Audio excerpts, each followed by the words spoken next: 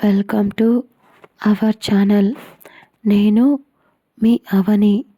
మనం కథలోకి వెళ్ళిపోయే ముందు మన ఛానల్ని తప్పకుండా సబ్స్క్రైబ్ చేసుకోండి.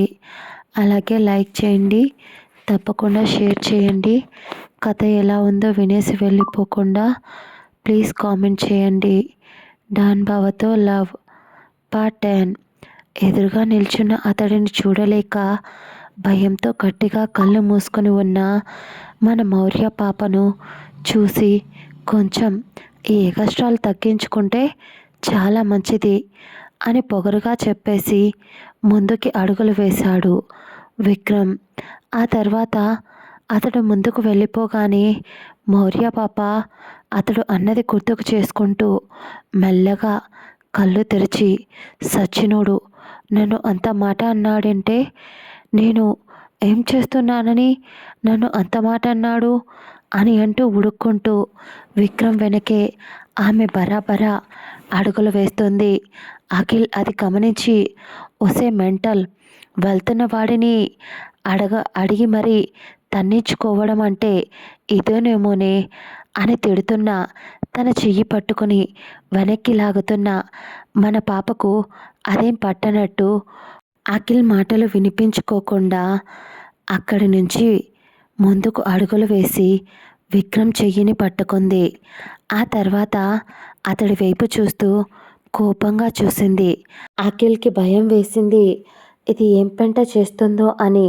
కానీ మన మౌర్య అంతసేపు కోపంగా ఉంది కాస్త ఒక చిన్న క్యూట్ కుక్కపిల్లల ఫేస్ పెట్టి, అది నా దగ్గర డబ్బులు లేవు అంది అమాయకంగా మొహం పెట్టి.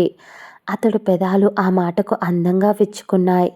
అఖిల్ తల కొట్టుకున్నాడు మౌర్య చేసే పనులకు. ఇక ఇక్కడ మన పాప మాట్లాడుతూ, నువ్వే చెప్పావంట కదా నా బాబుకు అనేసరికి అతడు చురుగ్గా చూశాడు. దాంతో ఆమె సైలెంట్ అయిపోయింది. అప్పుడే అఖిల్, ఒసే మెంటల్, అవసరమా ఇప్పుడు నీకు ఈ నోటి దురద అని దూరం నుంచే కొట్టేలా సైగ చేశాడు. దాంతో, అదే మా నాన్న నాకు పాకెట్ మనీ అడిగితే నువ్వే చూసుకుంటాను అన్నావంట కదా, అందుకే నాకు కొంచెం డబ్బులు కావాలి అంది. అతడు ఆమె వైపు ఒక క్షణం చూసి అతడి పాకెట్లో ఉన్న ఒక కార్డ్ బయటికి తీసి, దీంట్లో నువ్వు ఎప్పుడూ చూడనంత డబ్బు ఉంది అన్నాడు. ఆ మాటకు ఆమె ఆశ్చర్యపోతూ, అవును, కాకపోతే నీకు రోజు ఇంత మాత్రమే వాడుకోవాలి అని లిమిట్ ఉంటుంది. నువ్వు అవునన్నా లేదన్నా సరే, అర్థమైందా అంటూ పొగరుగా చెప్పేసి అక్కడి నుంచి ఆమె వైపు అలా ఒక లుక్కేసి వెళ్ళిపోయాడు.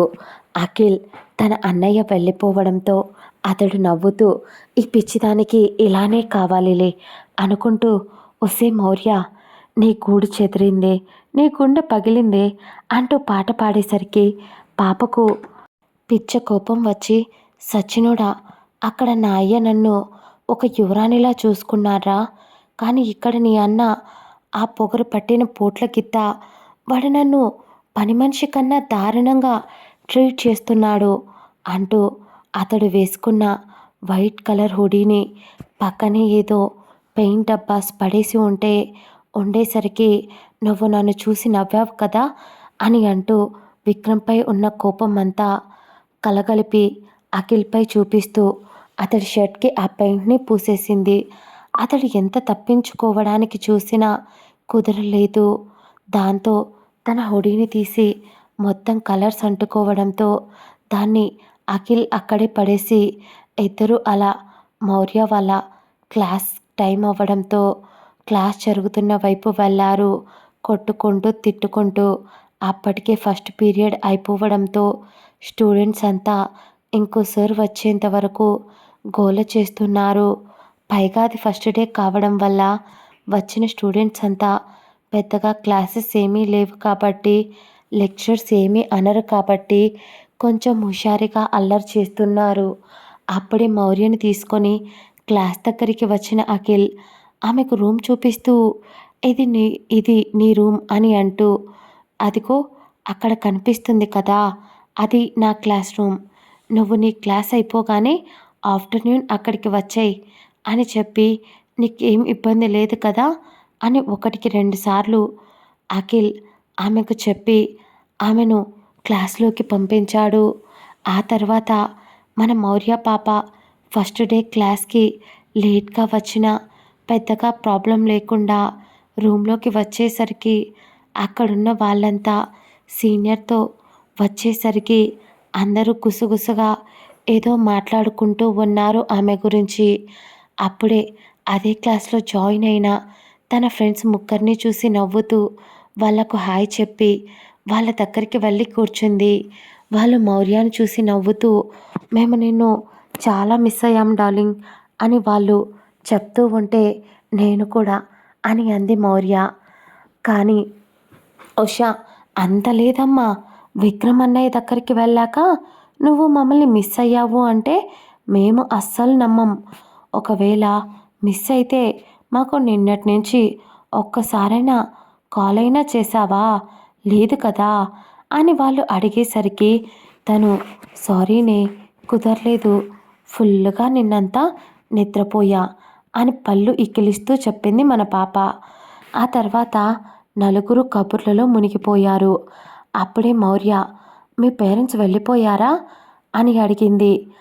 వెళ్ళారు, అందరూ మార్నింగ్ మమ్మల్ని జాయిన్ చేసేసి మాకు కావాల్సినవన్నీ తీసిచ్చి వెళ్ళారు అని వాళ్ళు చెప్పేసరికి మౌర్య వాళ్ళు చెప్తుందంట వింటూ కూర్చుంది. అప్పుడే రేణుక కల్పించుకొని ఒసి నువ్వు ఎప్పుడు ఇలాంటి type of tops and leggings వెయ్యవు కదా అని అడిగేసరికి ఆమె కొంచెం కోపంగా ఒసి ఇప్పుడు నా డ్రెస్ గురించి మీకెందుకే, అయినా ఇక్కడ ఉంటే ఆ అయ్యగారు చెప్పే బట్టలే నేను వేసుకోవాలంట, పైగా అది ఆ సార్ గారి రూల్ అంట అని ఆమెకు మండుతున్న తప్పక భరించాలి కాబట్టి చెప్పింది. వాళ్ళు ముగ్గురు నవ్వుతూ పర్లేదే, మా అన్నయ్య నిన్ను బాగానే కంట్రోల్లో పెట్టాడు అని నవ్వుకున్నారు. కానీ మౌర్యకు మండిపోతుంది.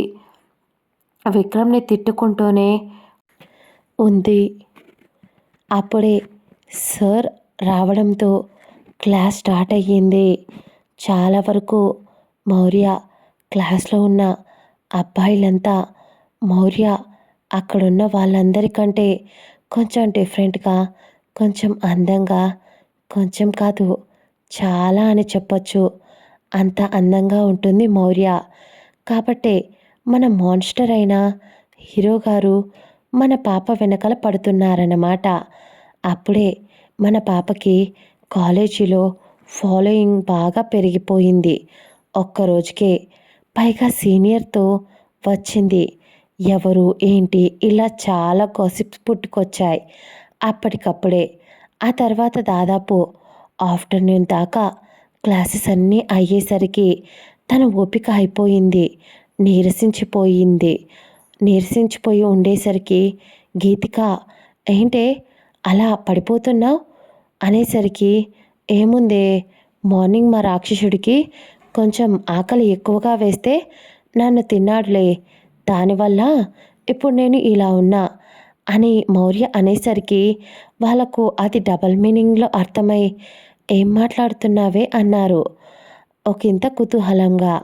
ఆమె తల కొట్టుకుంటూ అంత లేదమ్మా, ఆ దొరగారి దెబ్బకి పొద్దున్న సరిగ్గా టిఫిన్ తినలేదు, అప్పుడు తినలేదు కాబట్టి ఇప్పుడు ఆకలి నీరసం అన్నీ వస్తున్నాయి అని అంది మౌర్య. అప్పుడే ఆమె ఫోన్ మోగడంతో ఎవరా అని చూడకుండా అది బ్రేక్ టైం కావడంతో ఫోన్ని లిఫ్ట్ చేసి చెవి దగ్గర పెట్టుకుంది. కానీ అటువైపు నుంచి వచ్చిన గొంతు విని కోపంగా ఆమె ఫోన్ని విసిరి నేలకేసి కొట్టి ఎన్నిసార్లు చెప్పినా కూడా ఆవిడకి బుద్ధి రాదు, మళ్ళీ మళ్ళీ నా దారికి అడ్డు ఎందుకు వస్తుందో అని అంటూ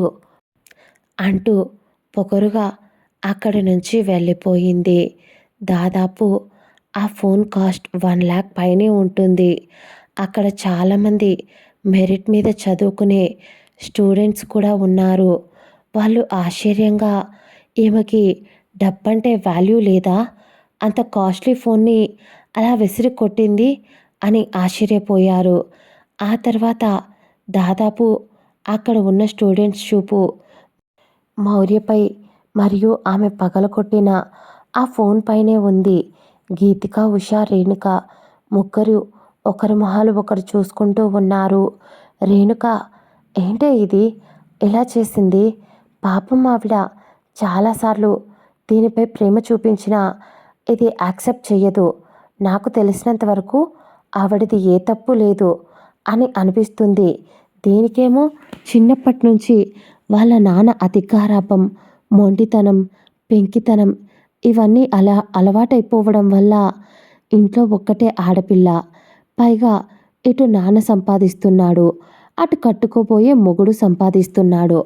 అలాంటప్పుడు దానికి దేని గురించైనా ఆలోచించాలి అంటే ఎలా ఆలోచిస్తుంది? అది మన అనుకుంటే మాత్రమే ప్రేమను చూపిస్తుంది. ఒకవేళ వాళ్ళు ఎవరో ఏంటో అని తన మనసులో వాళ్ళతో నాకు ఏ సంబంధం లేదు అని అనుకుంటే తిరిగి వాళ్ళ మొహం కూడా చూడదు. పైగా వాళ్ళ అమ్మగారిని ఈవిడ చంపేసింది అని తన నాన్నమ్మ చాలాసార్లు ఆవిడకి చెప్పి నేర్పించింది. దాంతో అలా మౌర్య తయారైపోయింది. వీటన్నింటికి ఏదో ఒకరోజు కాలమే సమాధానం చెప్పాలి అని అనుకుంటూ వాళ్ళు ముగ్గురు కలిసి లేచి క్యాంటీన్ వైపు వెళ్ళారు. ఫస్ట్ డే కావడం వల్ల హాస్టల్ ఫుడ్ తెచ్చుకోకుండా అక్కడే క్యాంటీన్లో తినడానికి ఫస్ట్ డే కావడం మనీ కూడా చేతిలో ఉంది కాబట్టి ధైర్యం చేసి వచ్చారు క్యాంటీన్కి. పాపం వాళ్ళ ముగ్గురు అంత రిచ్ కాకపోయినా పర్లేదు, ఏదో కొద్దో గొప్పో బాగానే ఉన్నవాళ్ళే. మౌర్య కన్నా కొంచెం తక్కువే వాళ్ళ ఆస్తులు. అలా వాళ్ళు క్యాంటీన్కి వెళ్ళారు. కానీ ఇక్కడ మన పాప మాత్రం డైరెక్ట్గా అఖిల్ రూమ్కి వెళ్ళిపోయింది. అక్కడికి వెళ్ళేసరికి అతడు బ్రేక్ టైం కావడం వల్ల తన మొబైల్ పట్టుకొని మౌర్య కోసం ఎదురు చూస్తూ ఉన్నాడు. అప్పుడే తన ఫ్రెండ్ వచ్చి, రే మామ, ఇదిగో అంటూ ఒక లెటర్ని అతడి చేతికి ఇవ్వగానే, ఏంట్రా ఇది అన్నాడు అఖిల్. ఇది మన క్లాస్లో శాలిని ఉంది కదా అనేసరికి, అయితే ఏంటంట అన్నాడు అఖిల్. దాంతో, అదేరా, తను నిన్ను లవ్ చేస్తుందంట. నీకు చెప్పడానికని వచ్చిన ప్రతిసారి నువ్వేమో లైట్ తీసుకుంటున్నావంట కదా, అందుకే నా చేతికి లెటర్ ఇచ్చి నీకు ఇవ్వమంది. ఆ అమ్మాయి చాలా బాగుంటుందిరా, ఒక్కసారి ట్రై చేయొచ్చు కదా అన్నాడు. దాంతో మన బాబుగారికి కొంచెం చిరాగ్గా ఫేస్ పెట్టి ఆ లెటర్ని చేతిలోకి తీసుకొని క్లాస్ రూమ్ మెయిన్ ఎక్కడైతే సార్ నిలబడుకొని క్లాస్ చెప్తాడో అక్కడికి ఆ బ్లాక్ బోర్డ్ దగ్గరికి వచ్చి ఎక్స్క్యూజ్ మీ అని అంటూ అప్పుడే క్యాంటీన్లోకి వెళ్తున్న మిగతా స్టూడెంట్స్ని కూడా అలర్ట్ చేశాడు. అప్పుడు అందరూ అతడి వైపు చూసేసరికి అతడు, థ్యాంక్ యూ, మీ అమూల్యమైన సమయాన్ని నా కోసం కేటాయిస్తున్నందుకు అంటూ, ఇప్పుడు నేను మీకు ఒకటి చెప్తున్నా, ఈ క్లాస్లో ఉన్న అమ్మాయిలు కొంతమంది పర్లేదు, కానీ అందరూ అని నేను చెప్పడం లేదు. నాకు ఎవరైతే ముఖ్యంగా లైన్ వేస్తున్నారో, ఇలా లెటర్స్ ఇస్తున్నారో వాళ్ళ గురించి మాత్రమే నాకు చాలా బాగా తెలుసు. వాళ్ళు ఇంతకుముందే చాలామంది అబ్బాయిలతో తిరిగారు అనే విషయం కూడా నాకు తెలుసు.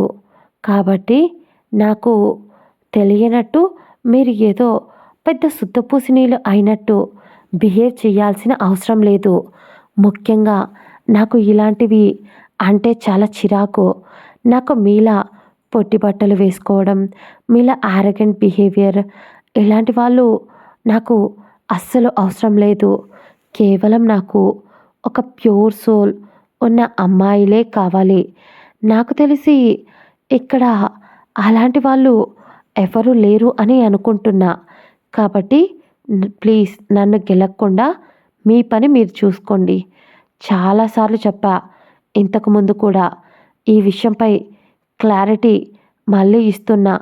ఇప్పుడు మళ్ళీ చెప్తున్నా, నా జోలికి రావద్దు అని చెప్పి అతని చేతిలో ఉన్న లెటర్‌ని ముక్కలు ముక్కలుగా చించేశాడు. అక్కడే బెంచ్‌పై కూర్చొని ఉన్న శాలిని ఏడుపు మొహం పెట్టుకుంది.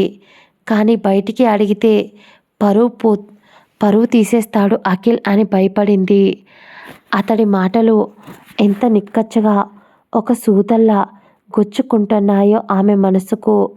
ఆమెకి తెలుసు, ఏదైనా కొంచెం గట్టిగా మాట్లాడితే క్లాస్‌లో ఆమె పరువు మొత్తం పోతుంది. అందుకని సైలెంట్‌గా అలాగే కూర్చుంది. ఇదండి ఇవాల్టి ఎపిసోడ్.